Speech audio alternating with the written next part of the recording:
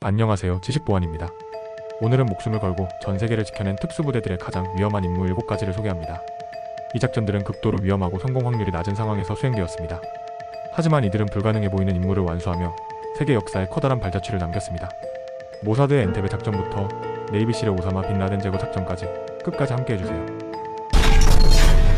7위 아퍼레이션 네펠. 7위는 이스라엘의 정보기관 모사드가 수행한 오퍼레이션 네펠입니다.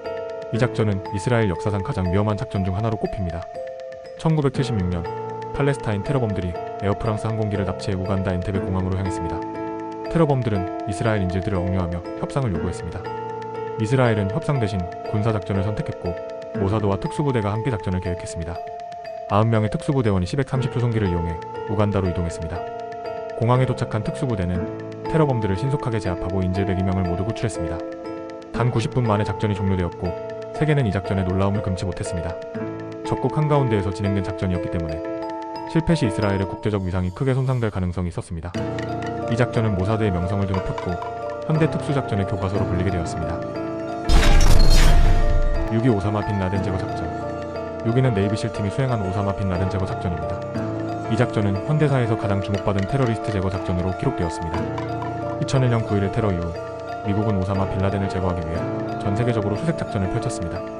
2011년 그가 파키스탄 아보타바드에 응신 중이라는 정보를 입수하며 작전이 시작되었습니다. CIA와 네이비실은 빈 라덴의 응신처를 모형으로 재현하며 수개월간 훈련을 진행했습니다. 작전은 극비리에 진행되었으며 참여한 대원들에게도 최후의 순간까지 비밀로 유지되었습니다. 2011년 5월 2일 네이비실 팀 6는 헬리콥터 2대를 이용해 응신처를 급습했습니다. 대원들은 45분 동안 교전을 벌이며 빈 라덴을 사살하고 그의 신원을 확인했습니다. 헬리콥터가 추락하는 사고가 발생했지만 대원들은 이를 극복하며 임무를 완수했습니다. 작전 실패 시 파키스탄과의 외교적 갈등이 불가피했을 것입니다. 오사마 빈 라덴 제거는 전 세계 테러리즘과의 전쟁에서 중요한 승리로 평가받고 있습니다. 5위 모굴 작전. 5위는 러시아 스페츠나츠의 모굴 작전입니다. 이 작전은 체첸 반군과의 전투에서 가장 중요한 순간 중 하나로 꼽힙니다. 2002년 체첸 반군이 모스크바 극장을 점거하고 850명 이상의 관객을 인질로 잡았습니다. 러시아 정부는 협상 대신 강경 진압을 선택했습니다. 스페츠나츠는 극장 내부로 침투하기 위해 환기 시스템을 통해 신경가스를 주입했습니다. 가스는 테러범과 인질 모두에게 영향을 미칠 수 있었기에 작전의 위험성은 극도로 높았습니다. 테러범들이 혼란에 빠진 틈을 타 스페츠나츠는 극장으로 진입해 테러범을 모두 사살했습니다. 인질들 대부분을 구출했지만 신경가스로 인해 다수의 희생자가 발생했습니다. 작전의 성공 여부와 관계없이 민간인의 피해가 불가피했기 때문에 스페츠나츠는 전 세계적으로 비난과 찬사를 동시에 받았습니다. 모굴 작전은 체첸 반군의 활동을 크게 억제했지만 민간인 희생으로 인해 러시아의 인권 문제를 둘러싼 논란을 불러일으켰습니다. 4위 블랙호크다운 모가디슈 전투. 4위는 모가디슈 전투, 일명 블랙호크다운입니다. 이 작전은 현대 특수부대 작전의 가장 큰 교훈 중 하나로 남아있습니다. 1993년 소말리아에서 미국 특수부대가 무장 반군 지도자 모하메드 파라 아이디드를 체포하기 위해 투입되었습니다. 작전 초반에는 성공적으로 진행되었으나 블랙호크 헬리콥터 2대가 격추되면서 상황이 급변했습니다. 대원들은 척진 한가운데 고립되었고 18시간 이상의 치열한 전투가 이어졌습니다. 현지 반군의 숫자가 압도적으로 많았고 아군의 지원이 제한적이었습니다. 이로 인해 대원들은 극도로 위험한 상황에서 생존해야 했습니다. 18명의 미군이 전사했지만 작전은 무장 반군의 전력을 크게 약화시키는 데 성공했습니다. 이 사건은 미국 군사 전략에 큰 변화를 가져왔습니다. 3위 사막의 폭풍 작전. 3위는 영국 특수부대 SAS가 수행한 사막의 폭풍 작전입니다. 이 작전은 걸프 전쟁 중 이라크의 미사일 공격을 저지하기 위해 진행되었습니다. 1991년 걸프 전쟁 당시 이라크는 스커드 미사일을 이용해 이스라엘과 사우디아라비아를 공격하고 있었습니다. 이 공격을 막기 위해 SAS가 투입되었습니다. SAS 대원들은 이라크 후방에 깊숙이 침투하여 적의 미사일 발사대를 파괴하거나 위치를 연합군에 보고하는 임무를 맡았습니다. SAS는 적의 방공망을 뚫고 이라크 후방으로 진입했습니다. 낮에는 사막에서 은신하며 정보를 수집했고 밤에는 공격 작전을 수행했습니다. 그 결과 다수의 스커드 미사일 발사대를 파괴하는 데 성공했습니다. 사막의 혹독한 환경과 적의 방공망은 대원들에게 치명적인 도전이었습니다. 또한 발견될 경우 생존 가능성은 거의 없었습니다. SAS는 이 작전에서 큰 성과를 거두며 연합군의 승리에 결정적으로 기여했습니다.